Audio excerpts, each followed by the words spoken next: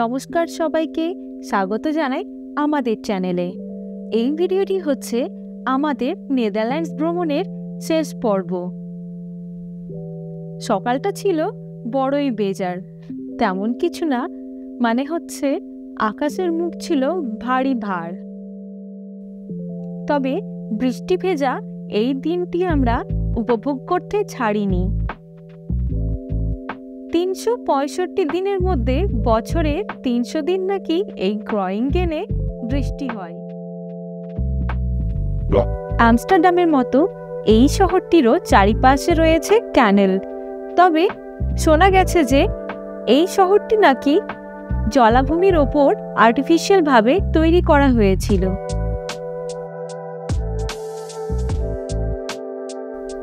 এই শহরে আমরা না জেনেই আজকে পৌঁছে গেছিলাম।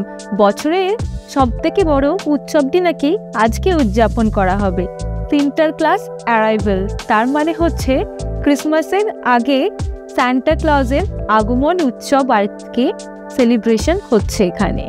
তার ভিডিও আমি করেছি, পোস্টও করা হয়েছে। আপনারা দেখতে চাইলে একবার গিয়ে ভিডিওটি দেখে নিতে পারেন।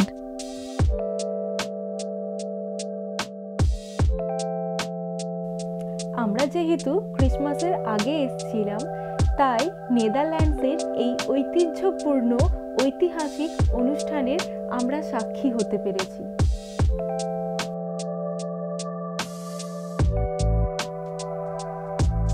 শহরের সমস্ত বাচ্চা, বৃদ্ধ, বয়স্ক এবং সমস্ত বয়সের ছেলেমেয়েরাই এই উৎসবটি উদযাপন করতে সহযোগিতার হাত বাড়িয়ে দিয়েছিল।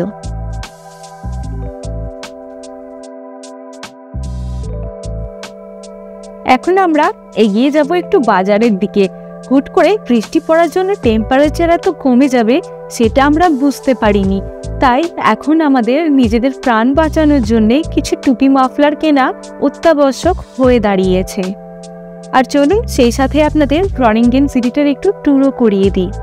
এবার যেখানে এসেছি এটা হচ্ছে গ্রনিঙ্গেন সিটির একদম সেন্টার, আর সামনে রয়েছে মার্টিনি টাওয়ার, মানে হচ্ছে এখানকার সবথেকে পুরনো আর লম্বা টাওয়ার। এটি হলো একটি চার্চ, আর তার সামনে রয়েছে সিটি টাউন হল। ইউরোপিয়ান সমস্ত কান্ট্রিতেই স্যাটারডে সানডে করে একটা মার্কেট বসে, যে মার্কেটে সমস্ত রকমের জিনিসপত্র অ্যাভেলেবেল থাকে। যেমন থাকে জামা কাপড়, ফুল, বিভিন্ন রকমের ফলমূল, শাকসবজি, চিজ, মাংস, সব কিছুই থাকে। এই যে সামনে আমরা এখন চলে এসেছি বাজারের দিকে। ইউরোপিয়ানরা খুব শৌখিন হয়, তারা ঘরের মধ্যে টাটকা ফুল রাখতে খুব পছন্দ করে। এই টাটকা ফুলের সুগন্ধ তাদের জীবনকে করে তোলে আরও সুগন্ধময়। এরা যেমন কাজের গুরুত্বটা বোঝে, তেমন জীবন উপভোগ করার মজাটাও উপলব্ধি খুব ভালোই করে। ডাচ কিংবা নেদারল্যান্ডসের সমস্ত লোকজনই শারীরিক সুস্থতা মানে ফিটনেসের দিকে ভালোই নজর রাখে। সেই জন্য এরা অন্যান্য পাবলিক ট্রান্সপোর্ট, বাস, ট্রাম বাদ দিয়ে এরা সাইকেল চালানো বেশি প্রেফার করে। এখন আমরা চারজন এগিয়ে যাচ্ছি ইউরোপের সবথেকে বিখ্যাত আর চিপেস্ট শপিং মলের দিকে, যেখানে সমস্ত রকমের জামা কাপড়ই খুব কম দামে পাওয়া যায়। সেটা হচ্ছে প্রাইমার্ক। ওখানে গিয়ে আগে টুপি মাফলার কিনবো। টুপি মাফলার কেনার পর আমরা রওনা দেব খাবারের দিকে, কারণ এখন দুপুর প্রায় 2টো পেরিয়ে গেছে আর আমাদের কিছু খেতে হবে।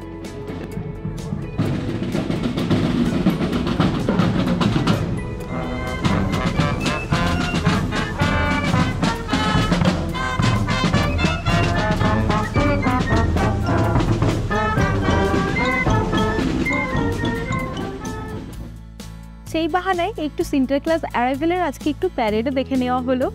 এবার আমরা চলে এসেছি একটা সাউথ ইন্ডিয়ান ফুড ট্রাকের কাছে। বহুদিন ধোসা খাওয়া হয়নি। ইন্ডিয়ান খাবার তো এখানে খুব বেশি পাওয়া যায় না, আর পাওয়া গেলেও খুব একটা টেস্টের হয় না। তবে এই ধোসাটা খুব সুন্দর ছিল খেতে, খেয়ে মন ভরে গেছিল।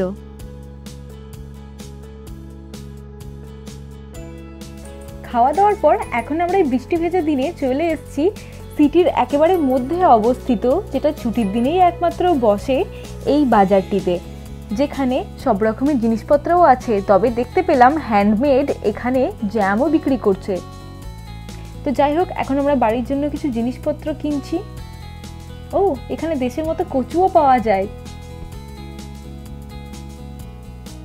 1 কেজি কচুর দাম 7.50 ইউরো, ইন্ডিয়ান রুপিজে যেটা প্রায় 700 টাকা হয়ে দাঁড়াচ্ছে। 700 টাকার কচু এখানে খেতে হচ্ছে আমাদের। চলুন এবার যাওয়া যাক অন্যান্য দোকানের দিকে, দেখি আর কি পাওয়া যাচ্ছে এই মার্কেটে। এই মার্কেটে ডাচ ট্র্যাডিশনাল চিজের দোকানও আছে। এখানে আছে 10-15 রকমের চিজ। আমাদের দেশে হয়তো এত ভ্যারাইটির চিজ আমরা দেখতে পাই না, তবে হ্যাঁ, ইউরোপের সমস্ত কান্ট্রিতে কিছু পাই না পাই 10 রকমের চিজ তো অবশ্যই পেয়ে যাব। এখন আমরা যাচ্ছি একটা এখানকার ফেমাস কুকিজের দোকানে, যে কুকিজটার নাম হচ্ছে পেপার নোটেন বা ক্লাউড নোটেন।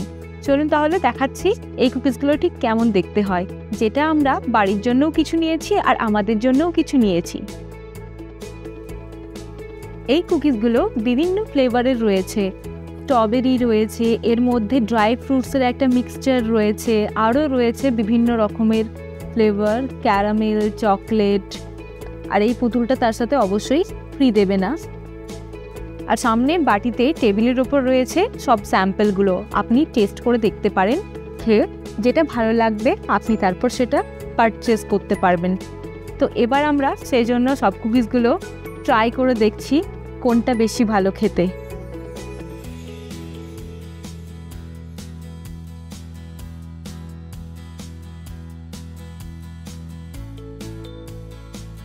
সারাদিন বৃষ্টি হওয়ার জন্যে বৃষ্টিতে ভিজে এইরকম হালাত হয়ে গেছে, তাও ফ্রিতে কুকিজ খাওয়া ছাড়ছে না।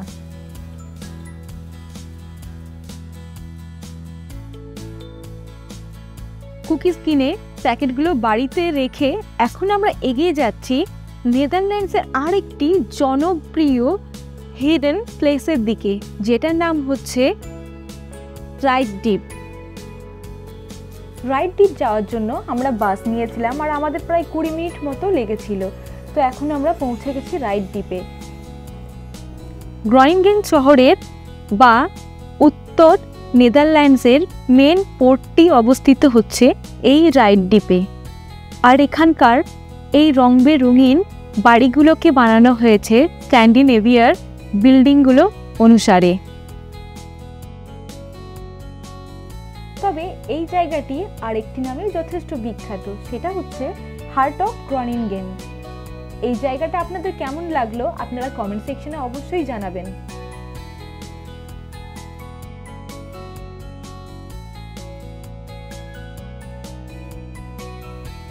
এখন শীতকাল, 5টা বাজতে না বাজতেই এখানে রাত হয়ে যায়, সেজন্য আপনাদের আমি ভালো করে দেখাতে পাচ্ছি না। তবে দিনের আলোয় আসলে ছবিগুলো আরো পরিষ্কার হতো। তবে এই অন্ধকারেও কিন্তু আমাদের ফটোশুট করা থামেনি। তবে আমাদের এই গ্রয়িঙ্গেন সিটিটা ঘোরার পেছনের কারণ হচ্ছে এই দুজন ছিল বলেই আমাদের এই সুন্দর শহরটি দেখার সৌভাগ্য হতে পেরেছে। যত সন্ধে নামছে ঠান্ডা যেন ততটাই আমাদের কাবু করে নিচ্ছে, তাই এই ঠান্ডা হাওয়ার মধ্যে আমরা বেশিক্ষণ না দাঁড়িয়ে এবার রওনা দেব বাসের জন্যে। কারণ একটা বাস যদি আমরা মিস করি তাহলে আবার নেক্সট বাসটি আসবে আধ ঘন্টা পরে। যেহেতু এটা শহরের বাইরে, তাই বাসের মধ্যে টাইমের একটু গ্যাপ আছে।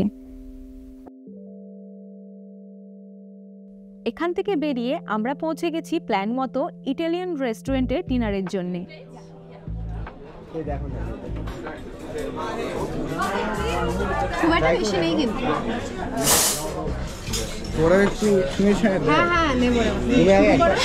এই জিনিসটা হচ্ছে ব্রেড সম্ভবত, হ্যাঁ ওগুলো ব্রেড, এটাকে বাদ দাও। ওই ব্রেডটা হচ্ছে তোমার সসটা স্প্রেড করে খাওয়ার জন্য। ওইটা বড় না পিসাটা? আমার হাজবেন্ডকে বোঝানো হচ্ছে কি করে এই ইটালিয়ান ফুডটা খেতে হবে। আগের দিন বৃষ্টিতে ভিজে সারাদিন ঘুরলাম, আর আজকে বাড়ি ফেরার দিনে রোদ ঝলমলে আকাশ, একেই বলে কপাল।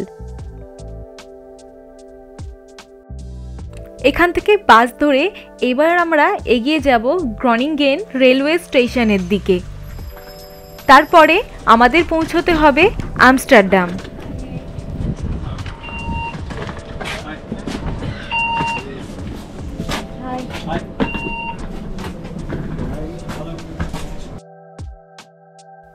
দুদিন বেশ নিজেদের কিছু লোক পেয়ে হাসি মজা গল্প ঠাট্টার মধ্যে দিন কেটে গেল। আবার আমাদের প্যারিসে ফিরেই কাজের মধ্যে ব্যস্ত জীবনে ফিরে যেতে হবে।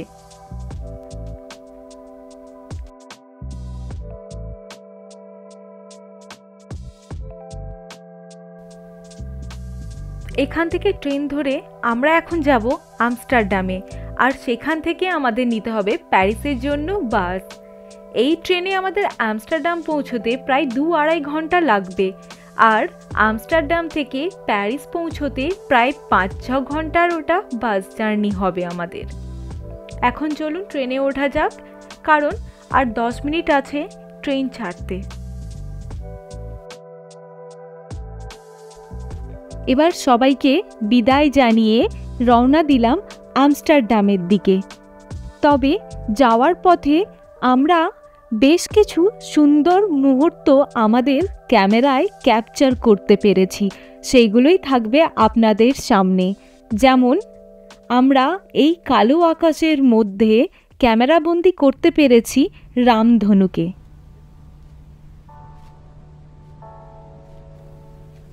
স্ক্রিনের দিকে ভালো করে নজর দিলে বুঝতে পারবেন আকাশের দুই প্রান্তেই রয়েছে গোটা রামধনু, আর উপরের পোর্শনটা একটু মেঘ ঢাকা পড়ে গেছে। আমি আমার জীবনে কখনো এইভাবে গোটা রামধনু দেখিনি এখনো পর্যন্ত, এই আমার প্রথম।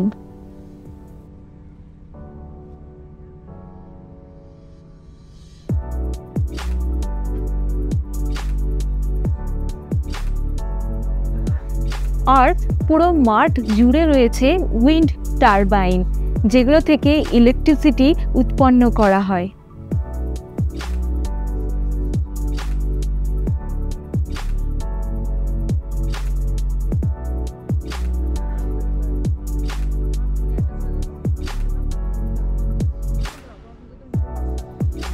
আমরা শীতের আগে ঠিক শরৎকালে আসার জন্যে গাছগুলো সব হলুদ হয়ে আছে, পুরো সিনারি মনে হচ্ছে ছোটবেলায় যেসব ছবিগুলো আমরা আঁকতাম ঠিক সেরকম কোনো ছবি মনে হচ্ছে।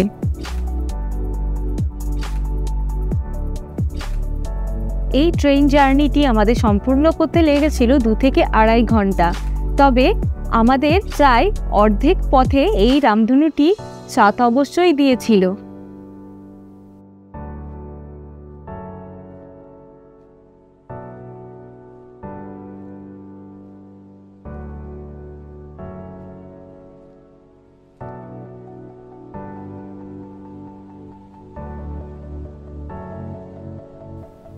নেদারল্যান্ডস পুরো কান্ট্রিটাকে ঘিরে রয়েছে জলাভূমি।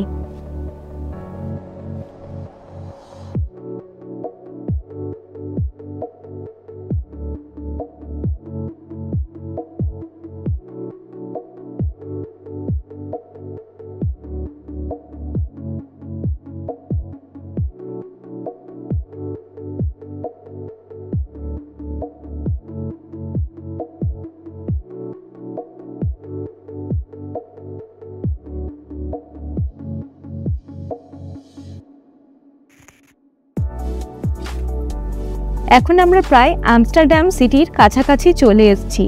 আমস্টারডামে নেমেই যেটা আমাদের করতে হবে সেটা হচ্ছে আগে আমাদের কোথাও ভালো জায়গায় লাঞ্চ করতে হবে, কারণ তারপর আমরা একেবারে প্যারিস নেমেই খেতে পারবো।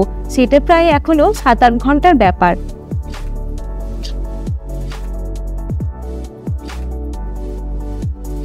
ইউরোপিয়ান সব কান্ট্রিতেই সমস্ত রেস্টুরেন্টেই বিফ পর্ক প্রচুরভাবে প্রচলন আছে বলে আমরা টার্কিশ চিকেন হালাল রেস্টুরেন্টেই খাওয়া প্রেফার করি। তবে 10 মিনিটের মধ্যেই আমাদের এই খাবার শেষ করে দৌড়তে হবে ট্রেন ধরে স্লটারজিক বাস স্ট্যান্ডের দিকে, নয়তো আমাদের বাসটি মিস হয়ে যাবে। এবার আমস্টারডামকেও আমাদের বিদায় জানানোর টাইম চলে এসছে। তবে এই আমস্টারডাম সেন্ট্রাল স্টেশন থেকেই আমরা ট্রেন ধরেছি স্লটারজিক বাস স্ট্যান্ড যাওয়ার জন্যে। এই যে স্টেশনে নেমে নিচে রয়েছে বাস স্ট্যান্ডটি আর উপরে রয়েছে ট্রাম স্টেশন। এই বাস স্ট্যান্ড থেকেই আমাদের প্যারিস যাওয়ার বাসটি রওনা দেবে, তবে এখনও বাসটি এসে পৌঁছয়নি।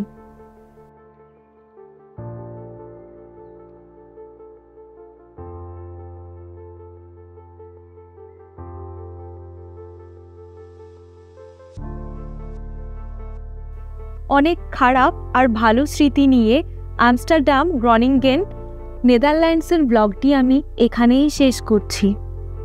আমার চ্যানেলে আপনারা যদি নতুন হন তাহলে চ্যানেলটা একটু সাবস্ক্রাইব করে দেবেন।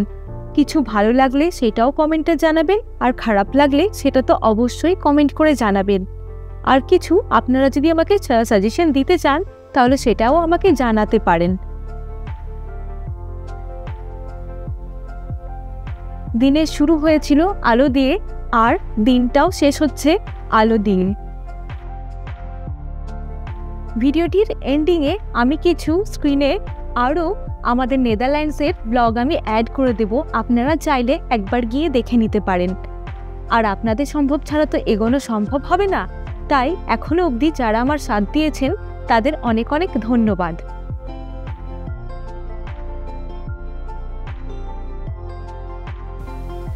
যাই হোক, এখন আমরা প্যারিসে পৌঁছে গেছি। এখন প্রায় রাত 10টা বেজে গেছে।